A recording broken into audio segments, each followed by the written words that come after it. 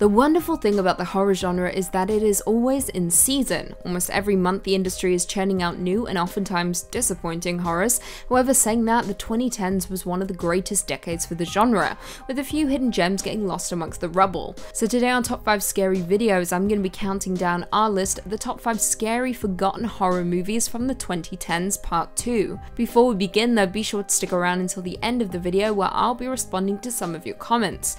And with that, let's jump in. Coming in at number 5, we have The Woman, 2011. The Woman is a story about the depth of human depravity, and it will truly linger with you for years to come. Now, this is a 2011 horror film directed by Lucky McKee, adapted by McKee and Jack Ketchum from Ketchum's novel of the same name.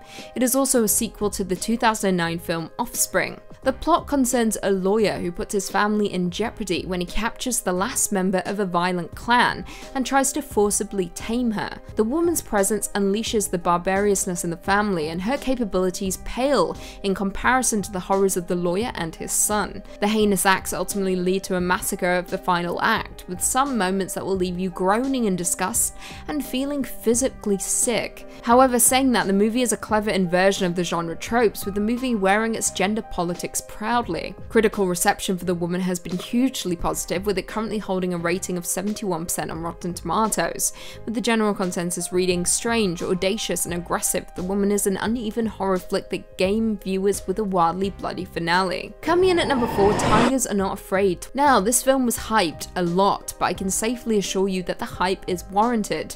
The movie wowed festival goers for years, and this movie truly deserves all the praise it receives. Tigers Are Not Afraid is a 2017 Mexican crime fantasy film written and directed by Issa Lopez, set on the streets of a Mexico ravaged by the human trafficking ring known as the Huascas. The plot follows two orphans, Estrella and Shine, on the run from the cartel that murdered their parents. However, the film takes a turn when Estrella appears to possess 3 magic wishes, which arrive with bloody results. The movie is as beautiful as it is terrifying, with the same kind of magic which existed in Guillermo del Toro's movies, such as Pan's Labyrinth. Del Toro was also a huge fan of the movie, with him calling Tigers Are Not Afraid an unsparing blend of fantasy and brutality, innocence and evil, innovative, compassionate, and mesmerizing. The movie was highly praised by critics, with the film holding a 97% on Rotten Tomatoes, with the consensus reading, "Tigers Are Not Afraid draws on childhood trauma for a story that deftly blends magical fantasy and hard-hitting realism and leaves a lingering impact." Coming in at number 3, Backcountry, 2015. The only way to describe Backcountry is an utter anxiety attack from start to finish, and this is by far one of the greatest compliments you can give this movie, because it is utterly terrifying and so effective in delivering thrills and frights. This Canadian nature survival horror was written and directed by Adam McDonald, and is loosely based on the true story of a man-eating bear and 30-year-olds Mark Jordan and Jacqueline Perry in the backcountry of Missinaibi Lake Provincial Park north of Chapleau, Ontario in 2005, events for which Mark later received the Star of Courage Award for. Now, the plot concerns Alex and Jen, who have left the city to go camping in the country. After settling in the woods, they realize they've forgotten their phones and they become lost. Classic. Their trip then turns into a fight for survival when they are stalked by a man-eating bear. The tension from start to finish is palpable, from the conflict between the couple as they become lost, to them being relentlessly pursued by a grizzly bear. The drama is rich and the dialogue slow and steady. Throughout, you can't help but feel a sense of fear and nausea as you watch the movie from the comfort of your home. The movie was a huge success, with Backcountry currently holding an approval rating of 92% on Rotten Tomatoes, with the general consensus reading tense, well acted, and at once atmospheric as well as brutally impactful. Backcountry marks a memorably assured debut from writer-director Adam McDonald. Also, we all need to watch more Canadian cinema. Coming in at number 2, Under the Skin, 2014. Under the Skin is a film that has lingered with me since the moment I watched it. There's something incredibly unnerving and uncanny about it. You can never quite relax or feel settled while watching, and that's why this ScarJo movie is so effective. Under the Skin was directed by Jonathan Glazer, who prior to this had directed 2 features, Sexy Beast and Birth, with Under the Skin displaying his true knowledge of horror. The film is loosely based on the 2000 novel by Michael Faber, and as I previously mentioned, stars ScarJo as an otherworldly woman who preys on men in Scotland. Glazer developed Under the Skin for over a decade. He and screenwriter Walter Campbell parted back from an elaborate special effects heavy concept to a sparse story focusing on an alien perspective of the human world.